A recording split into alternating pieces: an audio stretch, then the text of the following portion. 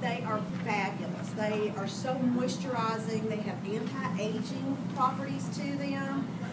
They're very sheer, and I think Kirsty had the best explanation for them so far. She said it felt like your satin lips balm, and it does. That's what it feels like with color. So I think you're going to love them. Be sure that you look at them. We're going to talk about that perfect pout tonight, and your lips speak volumes, literally. Literally. The first thing you want to teach people to do with their lips is, of course, is satin lips. It's very important, and you all have heard me say before, I have not had chapped lips in almost 10 years now, and it's because I am a faithful user of the satin lip set. 3 times a week, it's very important to use the lip mask that gets all the dead skin off of the lips, and you know, that's where your chapped lips come from. And if you continue to let that skin, dead skin, build on your lips, you're not going to hold any color on your lips. It's going to look old. They're going to be dry, not to mention sore. So really you want to start with getting them a good lip exfoliation and then followed by the satin lip treatment. Then what you want to do to have that perfect lip after you've got your treatment done, the lip primer. Anybody in here use the lip primer? It's off the chart. I refer to it as Wonder Bra for the lips because it helps hold everything in place. It keeps your lipsticks from feathering out. It keeps them from bleeding out. It helps them to last longer, I think, the color. And it has anti-aging ingredients in it because it's time-wise. Question? No. Oh, they're just getting ready to ask you a question. Took a breath. That was a big breath. So, satin lip mask 3 times a week. Lip balm, I use my lip balm every morning and every night, and I have for years. So get your lips feeling really good. Your lip primer, you use it every time you use lipstick. You got a question, Charity? I just want the satin lips. My son, he always has really chapped lips, and they bleed because they get so chapped in the winter. So one day he was asleep. So I put this stuff on his lips, and he woke up and he felt me doing it. I was like, will you take this whole bag and wipe your lips off? And he was like, Mom, that's nasty. I was like, but you want to chop lips off? He's like, you're going to turn me into a girl. I was like, is it for guys too? And your lips, we can kiss them. He's like, okay, let's do it. It works. It works. And, you know, on that note, for the guys, okay, if they're really bad about the coloring, they can hide the lip mask. They don't need to take that with them. But Lonnie loves the lip balm with the sunscreen in it. And it actually, to me, feels the very same as a satin lip balm. So maybe he can carry that around, Charity. He won't carry it. We just do it at home. The next most important thing to do is to outline your lips. And if you don't know some simple steps to outline your lips, the easiest way that I learned was to always do the little Cupid's bow right here in your lips, make the V, and then followed by little short strokes following the outline of your lips. On the bottom, you would start in the middle, and on each side, do the same thing. I will tell you that the soft blush, I think, is the best neutral lip liner that we have. You can wear it with just about anything. And the clear lip liner is off the chart. That's what I wear all the time, is the clear lip outliner. And when you're showing these to your customers, if you get them hooked on just one lip liner, they're hooked for life, I guarantee it. They'll love it. But those are the two, I think, the 2 most popular ones for me, anyway, that I sell. I love that. Also, with your lip liners, if you fill them in, it's going to help your color stay on longer. It might help your color be a little brighter. It depends on what colors you're using. And then, of course, your finish is you put your lip color on. If you put your lip color on and you blot it, and maybe even take a little powder and blot it and then put a second coat on, it will wear longer. It'll stay a lot longer that way. And then lip gloss. Lip gloss always makes everything look better, don't you think?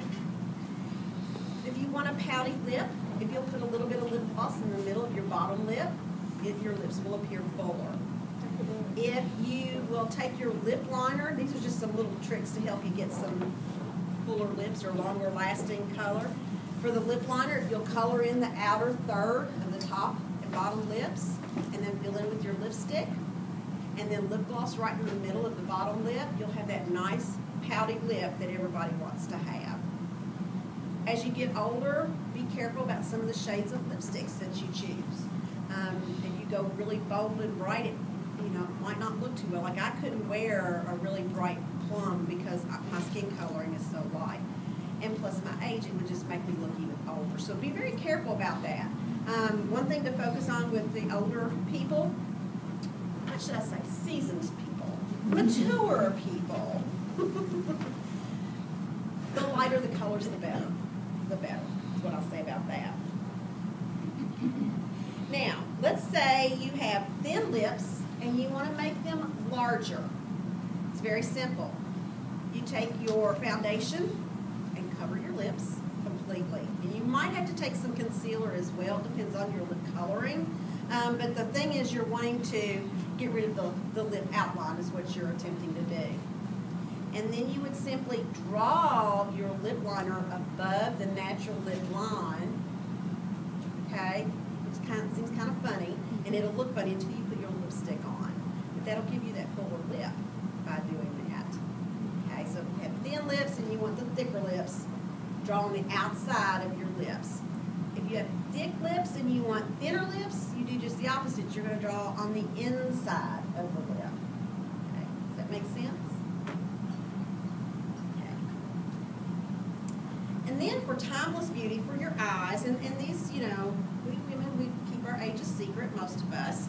But as we are maturing and seasoning and, how would we call it? Not aging, but maturing and seasoning. Aging gracefully. Yeah, we're getting wiser, like I was saying about colors, you need to be careful because certain colors may appear you to be much wiser than you maybe are.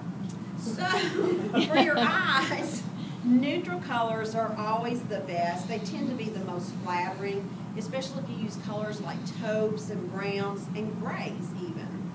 You want to avoid really dark or heavily frosted shades. We don't have frosted shades in our line, thank goodness. We have shimmer, and it's okay to wear shimmer. Shimmer and frost are two different things. So you avoid heavily frosted shades because that's going to tend to settle in the fine lines, and it'll be very noticeable. When you curl your eyelashes, you open the eyes, but if you're using our lash primer, you don't have to do that. So use either a lash primer or an eyelash because it opens your eyes. And 2 light coats of mascara for the wiser woman are much better than, say, 1 or 2 really thick coats. And there's a fine line when it comes to eyeliner, and I totally agree with this. Black liners can tend to close the lid, so be very careful, about using a black liner. Softer colors are a better choice. And when you have a wiser woman, unless she's going for a cat eye look or, really dramatic, the eyeliner on the top should be really thin and as close to the base of the lashes as possible. It just makes her look hard. Just makes everything look hard. I don't like that. And when you line the bottom lashes, you got to be very careful about that with wise women because it can draw attention to dark circles. If you have dark circles, or if you have some crepiness or sagginess under the eyes, it can draw attention to that too. So be very careful. I personally choose to use eyeshadow under the eyes versus an eyeliner. It works great. It works great. And then let's see. That's about it. For your lips, for the wise woman, your medium bright or complexion compatible shades are best. Your corals, pinks, watermelon shades will complement silver hair. It's very, very pretty. Shades that are either too light or too dark can make your complexion look really faded. And lip gloss is fine, but you want to stay away from the really, really shiny lip glosses or the ones that have frost, which we don't have any frost. So that's on your lips. So that's what I can tell you on getting your lips perfect for the pout and what I can tell you about wise women and their colors. Any questions? Y'all are great. Y'all learn fast. Thank you. Oh, Molly's got one. A couple